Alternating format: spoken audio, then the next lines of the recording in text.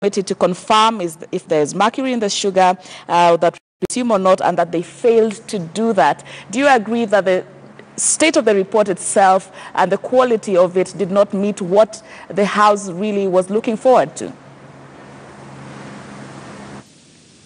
Thanks, Sharon. When the report was firstly rejected before Parliament, and the Speaker mandated the report to be taken back to the respective committees for further scrutiny, two fundamental issues. Number one was to look at the health standards of this that was brought into the country. Of course, as I did say, a particular government agency within the Interior Ministry, through the CS, had stated that sugar that was brought had mercury in it, and therefore what the Speaker, together with the Parliament, were mandated to do was to go back and look at the health correctness and whether indeed mercury did exist in that sugar. So the rejection of that report was in line with one fact, that it did not address the fundamental issue upon which the joint committee was crafted. Number two was to look at the trade element. Now, you're aware, firstly, that we do have a deficit as a country, which is about 200,000 metric tons of sugar annually. And that is the wisdom upon which the COMESA quota was brought into being, so that any deficit can then be augmented by the importation from the COMESA region.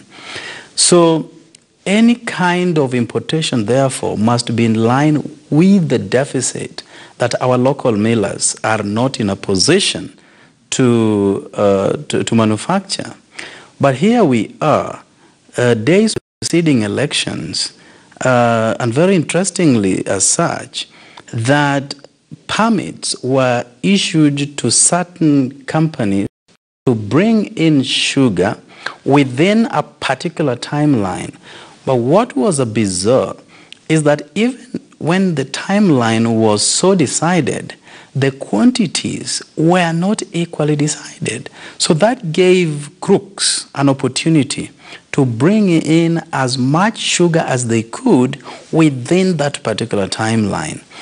Now, what the report ought to have delved into was also to look at the quantities that were brought into the country, the timeline upon which that importation was to be done, because we are aware that certain consignments were actually brought into the country way past that particular deadline. So that therefore brought death to many government millers. As we speak, Sharon, Chemelil is dead, Muhoroni is dead, Nzoia Sugar is dead, Mumias is dead. The only one that is still limping under the government-owned millers is Sony Sugar, actually limping because it doesn't have the capacity to produce optimally. So these are fundamental questions that the report ought to have looked at very keenly. But important of all was to look at the healthy standards of this sugar. Did it have mercury? And if so, why did they have to pass through the port of entry? Because at the port you have Kenya Bureau of Standards, you have Kenya Revenue Authority, you have many cafes and so many other government agencies who have arrested this problem right from the port of entry. And even as we indict Parliament for a job poorly done, we must also ask ourselves how contaminated, poisonous sugar made it to this country. So the report, as far as I am concerned, tended to have addressed, for the most part, key issues that Parliament wanted to look at. But again, there is a provision within our standing orders that if a report is not in tandem with the expectations of many, there is room for amendments. And that was the ample opportunity that Parliament ought to have seized in order to address the gaps that they thought existed within this particular report. But to throw it out in toto was in bad faith, and it becomes even worse if the wisdom for its disbandment was occasioned by bribery. And that is why I was saying that at the moment, now that the Speaker has invited government agencies to come into the House to interrogate this conduct, firstly, they have to secure all the CCTV cameras because they are all over that Parliament. Parliament is a secured place. Then number two, the Parliamentary Broadcasting Unit that broadcasts happenings within Parliament must equally preserve all its content. Otherwise, if we do not for once get into Parliament and address these fundamental concerns to the Kenyan people, I'm afraid that we may see an upsurge and a resurgence of such acts in the foreseeable future. Kenyans sent us to represent their interests. Kenyans would want adequate representation, oversight, and legislative work done by their representatives. But if we can sell early time of the 12th Parliament and do it with such impunity, then it doesn't sit well with the August House. That is why I said yesterday from Kisumu that we may also have to consider dissolution of this Parliament so that Kenyans can have a second bite at the cherry, bring in leaders who will then be responsive to their wishes and address their concerns without necessarily having to resort to bribery. My sister is sitting right there with you. I know Kenyans are saying MPs are earning 1 million shillings plus and therefore 10,000 is nothing. Firstly, under integrity, even if somebody was earning 1 billion shillings and they lack integrity, they will still receive 2,000 or 1,000 shillings for bribe. So integrity is a key component and an integral unit of any kind of leadership. So it is not about what MPs earn. And secondly, MPs don't earn 1 million. Having taken through the salaries through taxation, MPs earn about 500,000. And if they have mortgage and many other things, it comes to less than 100,000 shillings. So we have to also dissuade the notion that MPs are earning 1 million and therefore that 1 million should be a deterrent towards receiving of bribes. MPs and any leader within this country need to inculcate integrity of the highest order in order to discharge their duties, Sharon. Right, and a big question of integrity you bring there, which is what Kenyans really have been calling on, the state of integrity of their house. And Mheshimiwa Home here was just saying earlier that you need to take collective responsibility. Yes, and we'll be... Yeah. I don't think we can get away with it because Kenyans had expectations that we did not meet. And you see this, and I said it was coming at the tail end when all things had been done wrong. As people's representatives, we ought to have done a better job. But I said the chairman, and I felt sorry for the chairman, he lost his committee, the big committee, the joint committee, together with, they were not even agreeing very well with the joint chairman. That is a fact. Then the committee meetings were chaotic.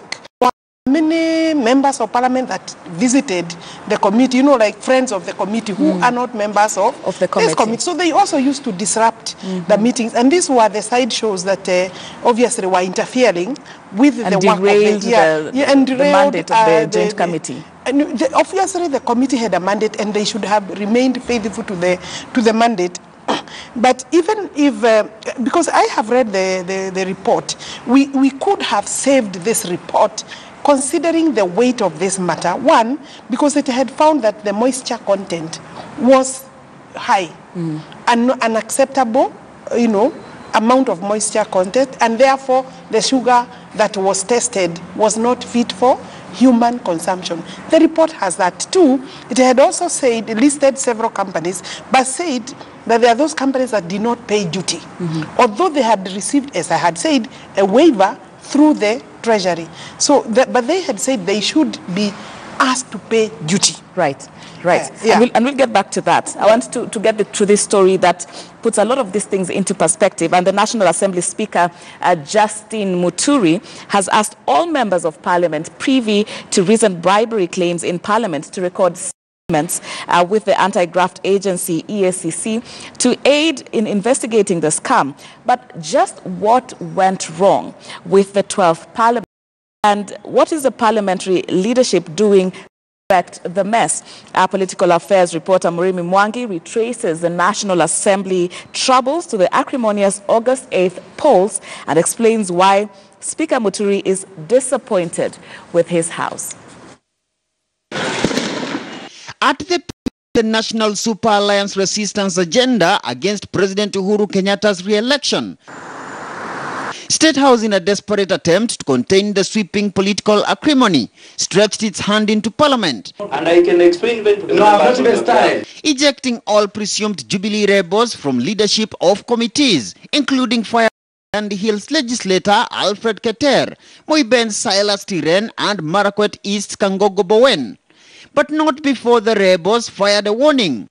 Some cartels who are interested in importation of sugar, in importation of fertilizers. That's why they don't want some people to head agriculture department, because maybe they will not be in a position to do their own things which they wanted to do. 8 months later, the said cartels, it appears, are having a field day in the August House. The latest egg in the face of the 12th Parliament being the alleged hand of sugar barons and dirty money in the Thursday shutdown of the report on contraband sugar. My colleague here was being tried to be given 10,000. He refused inside the chambers. Therefore, what is happening is that we have gone too low, that I don't know who will remedy on terms of performance of Parliament. And now, Speaker Justin Muturi has directed Office of National Assembly Clerk to begin recording statements from all legislators who claim to be privy to the bribery saga.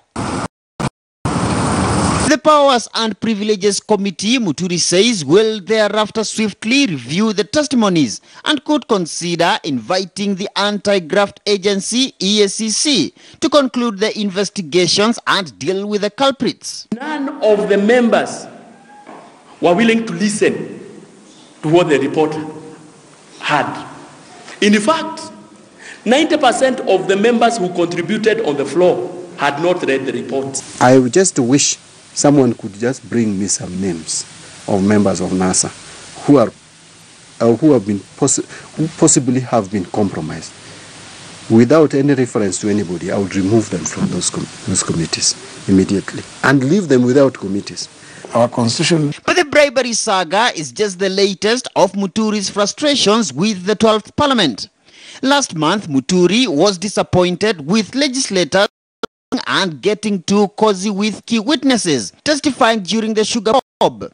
Muturi would subsequently issue a ruling directing that all witnesses should be escorted in and out of parliamentary committees at all times by a sergeant at arms. Days later, committee co-chairs Kanini Kega and Eden Ali were facing a scandal of alleged alteration of the sugar report long after members adopted a final document. The said alterations, some members claim, were reportedly to exonerate cabinet secretaries Henry Rotich, Aden Mohammed and Willie Bett, now Kenyan ambassador to India, from the sugar scam. But in a further demonstration of the 12th Parliament's lack of seriousness in its oversight mandate, the sight of empty seats, even during afternoon sessions when no committees are sitting, have become too common. Speaker Muturi is not amused. Surely, you cannot have 250 members always permanently out of the chamber.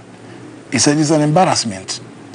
It might even call to question whether we need the number 349. More than 10 million shillings has gone to waste in the flopped contraband sugar probe. And all eyes now turn to the Speaker Muturi-chaired Powers and Privileges Committee as Kenyans await answers on the bribery saga. Murimi Mwangi, KTN News. Right, and as we bring this conversation to a close, Honorable Wahome, what Kenyans really wanted, the answers they really were seeking, was whether those involved in bringing contraband sugar to the country will be brought to book, whether sugar in circulation in the markets is contaminated, whether we'll see a revival of the sugar industries. What's the way forward? Okay, you know, first and foremost, you know how the sugar got into the country. There was obviously, some people went to sleep or were compromised by the barons. You know, you have the KRA officials, you have the KEBS people, and you know, and has been said that the manner in which it was handled was all wrong. And even now, we haven't seen at any one time sugar being destroyed. And we have already, as a report, the report has gone, you know, has been thrown out. That does not stop our agencies from continuing with their work. Right. You know, EACC can still continue, the KRA can still continue to correct the duty, and obviously the contraband sugar can be destroyed. Right. You know, right. And I think there is nothing that stops our agencies, all the agencies to actually involved to continue with their mandate, you know, and proceed, right, irrespective of the report of Parliament, because this investigation the Speaker now is currently ordering, I don't see it going very far, actually, and that cannot give us the answer. It may maybe shed a bit of light as to who received and who was giving the money, but I don't think there is any hope for Kenyans. Here, we, as a Parliament, we must take collective responsibility. We cooked the report. We should have actually amended and saved the good portions of this report. We didn't do that.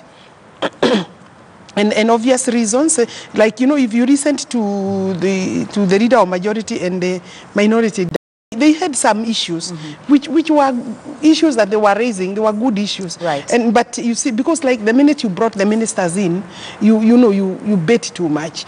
Some ministers had, you know, like Willie Bet had not been summoned by the committee, and you want him to take responsibility, you know. So way forward, the agencies involved to still continue their work. Right. Yeah, and Parliament to take responsibility. Fantastic. Of a poor job that we have done. Okay, and you as a member of Parliament, House, you're rallying the other members to take join responsibility, you. Yes. All right, and your final remarks, Honorable Okello, what's the way forward? Kenya is still seeking so many answers regarding this issue. Very briefly, what's the way forward? The report has been shot down. Well, Sharon, from the outset, it's important to understand that sugar is always a low-hanging fruit when it comes to mobilization of campaign money. But that is a debate for another day. We, as a parliament, has betrayed, or rather have betrayed the plight of our farmers who have been waiting to hear when their dues on sugarcane presented to various companies will be paid. We have betrayed employees who have been waiting for days on end to have their salaries. We have betrayed those in the trade chain, from the wholesalers to retailers, deep down the line. So it's a complete betrayal that this country's economic standing will be going to the drains just because of a shoddy and poor job done by members of Parliament. As my sister has clearly indicated, we need to let investigative agencies work without any interference from any quarters within and without Parliament, so that at least the fundamental answers that our people are craving for can be found. But most importantly, at least for once, have people bandaged in courts and ultimately in jail for